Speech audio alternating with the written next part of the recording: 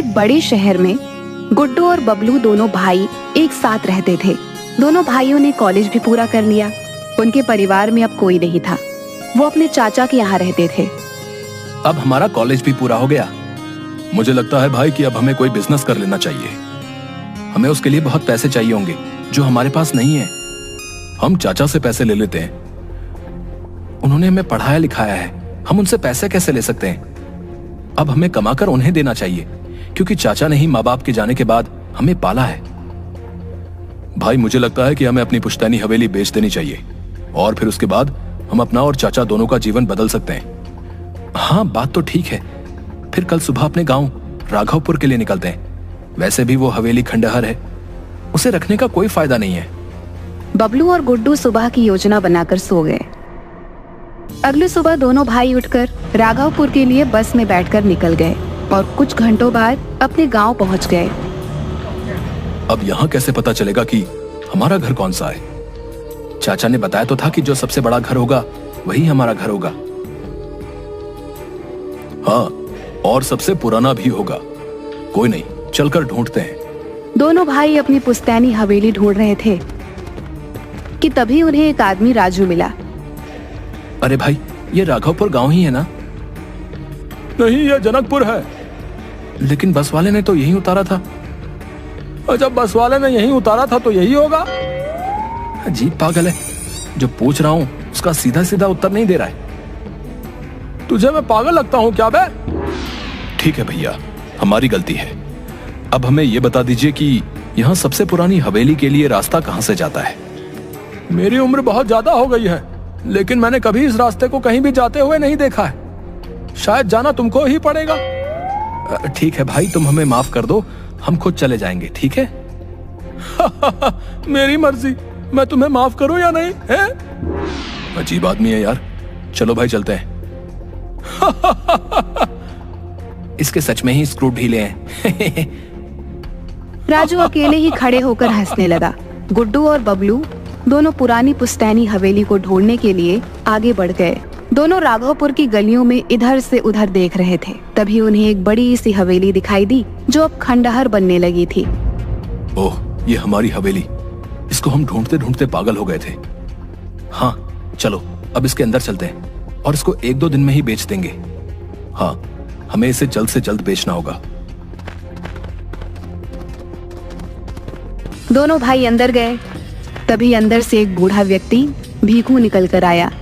कौन है इस खंडहर में? आज कौन आया है? काका, आप कौन हैं? हम इस घर के मालिक हैं, लेकिन आप कौन हैं? इस घर के मकान मालिक? अरे कम से कम मुझ बूढ़े से झूठ मत बोलिए। तुम्हें क्या चाहिए मुझे ऐसे ही बता दीजिए। काका, आप भी कमाल करते हो।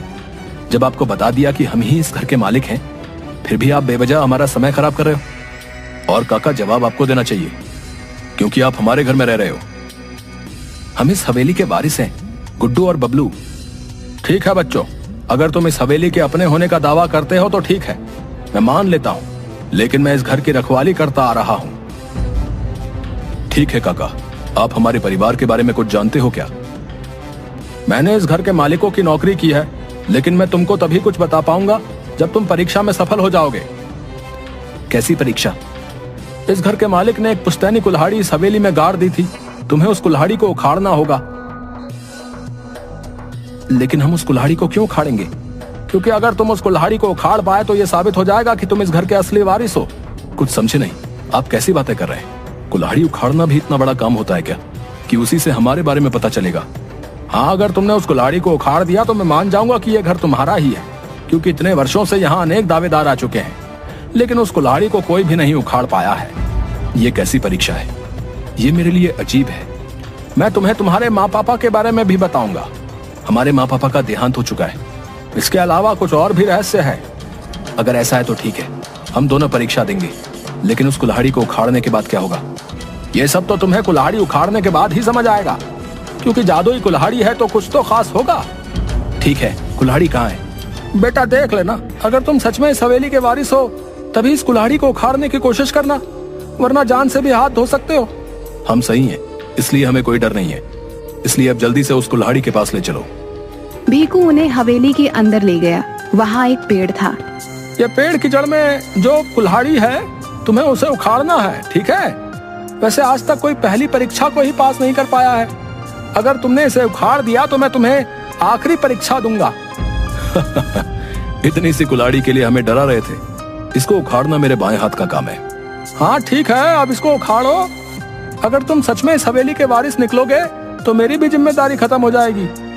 हाँ ठीक है, इसे अभी उखाड़ता हूँ और आपको जल्द ही जिम्मेदारी से मुक्त कर दूंगा। बबलू ने कुल्हाड़ी को पकड़ा, लेकिन उसे वो हिला भी नहीं पाया। क्यों, तुम भी झूठे हो? तुम भी माया के लालची निकले और मेरा दिल फिर से तोड़ दिया। मुझे बच्चों का इंतजार है। आप हमारा विश्वास कीजिए, ये घर हमारा ही है। तुम असफल हो चुके हो। रुकिए, अभी मैंने कोशिश नहीं की। ठीक है, तुम भी कोशिश कर लो, और हाँ, जब कोशिश करके थक जाओ तो यहाँ से चुपचाप चले जाना, वरना मैं तुम्हारा भी वही हाल करूंगा जो मैंने बाकी सबका किया है। उसकी जरूरत नहीं पड़ेगी। गुड्डू ने भी कोशिश की, लेकिन कुल्हाड़ी इस बार भी नहीं हिली। भीकू निराशा लेकर पीछे मुड़कर वापस अपनी टूटी खाट पर जाने लगा।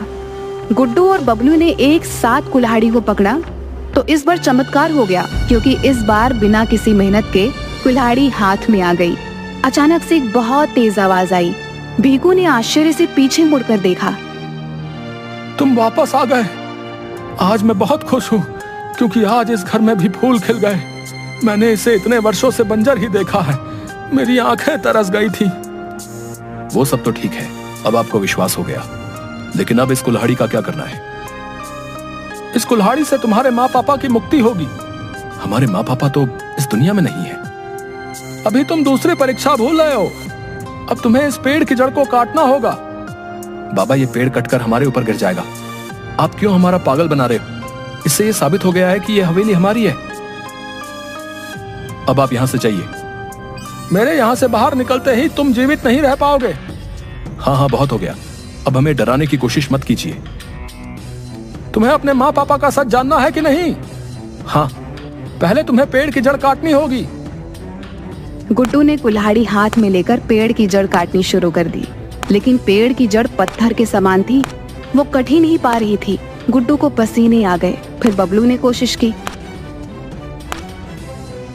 वो भी थक कर दूर बैठ गया, लेकिन गुड्डू ने हिम्मत नहीं हारी और फिर से कोशिश की। लेकिन इस बार उसकी मेहनत रंग लाई। पेड़ की जड़ कट गई और फिर उसमें से एक पीला प्रकाश निकला। देखते ही देखते पूरा घर पीले प्रकाश से भर गया, जिसके बाद पूरी हवेली नई हो गई और दोनों की माँ पापा भी बाहर निकल आए। वो भी आजाद हो गए। दोनों भाइयों को विश्वास नहीं हो रहा था कि वो अपने माँ पापा से मिल रहे हैं। मैं जानता था कि हमारे बच्चे हमें आजाद कराने आएंगे। आज वर्षों बाद मैं अपने बच्चों को देख पा रही हूँ। आज मैं बहुत खुश हूँ। हमने बहुत इंतजार किया है। ईश्वर ने आज हमारी सुन ली। माँ पापा, ये सब कैसे हुआ? हाँ बताइए ना। आज से वर्षों पहले हम और तुम्हारे चाचा चाची यहीं गांव में रहते थे।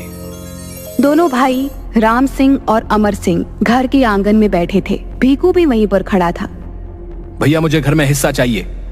अरे छोटे, तू ऐसी बातें कर रहा है? तू जो चाहेगा मैं दे दूंगा, लेकिन ऐसा क्या हुआ कि तू बंटवारे पर उतर आया? मुझे आपकी नीयत समझ आ गई है। मेरी कोई औलाद नहीं है, इसलिए आप अपने दोनों बेटों के लिए मेरी जायदाद भी हड़पना चाहते हैं। छोटे, तुझे कोई भ्रम हुआ है। तू अपने बड़े भाई पर ऐसा इल्जाम लगा रहा है। तुझे शर्म नहीं आती? अगर ऐसा नहीं है तो आप मुझे अपने दोनों बच्चे और सारी जायदाद दे दो। तुम सारी जायदाद रख लो, लेकिन मेरे बच्चों की तरफ आंख उठाकर भी मत देखना, नहीं तो देख लूंगा तुम्हें। फिर क्या हुआ पिताजी? फिर अगले दिन तुम्हारे चाचा ने हम दोनों को मारकर इस पेड़ के नीचे गाड़ दिया और खुद तुम दोनों को लेकर शहर भाग गया। लेकिन वो भूल गया था कि हमारी आत्मा के होते हुए वो जायदाद नहीं ले सकता, इसलिए वो ले नहीं पाया। भीखू ने बहुत मदद की है, क्योंकि भीखू जब शहर से सामान लेकर वापस आया तो उसने आवाज लगाई, मालिक साहब, मालिक साहब, मालकिन, आप सभी कहाँ हैं? आज मुझे बच्चे भी नहीं दिख रहे। तभी राम सिंह की आत्मा ने आवाज लगाई और भीखू को सारी बात बताई। भीखू बहुत रोया। मालिक साहब, अब मैं यहाँ रहकर क्या करूंगा? मैं भी जा रहा हूँ। अब यहाँ तुम्हारी ही जरूरत है और तुम्हें रहना होगा। क्योंकि अमर सिंह जायदाद लेने आएगा और उसे हम जायदाद नहीं लेने देंगे। इसलिए वो किसी और को भेजेगा जिनको हम मार देंगे, लेकिन उसमें हमारे बच्चे भी हो सकते हैं। इसलिए इस कुल्हाड़ी को सबसे उखड़वाना। हमारे बच्चे ही इसे उखाड़ कर पेड़ की जड़ काट पाएंगे। आप हमेशा इसी तरह। हमारी मुक्ति हमारे बच्चों के हाथों होगी। जब तक बच्चे आकर ऐसा नहीं करेंगे तब तक हमारी आत्मा भटकती रहेगी। तब से हम यहाँ हैं। हम चाचा को सजा जरूर दिलवाएंगे। सभी की आंखों में आंसू थे।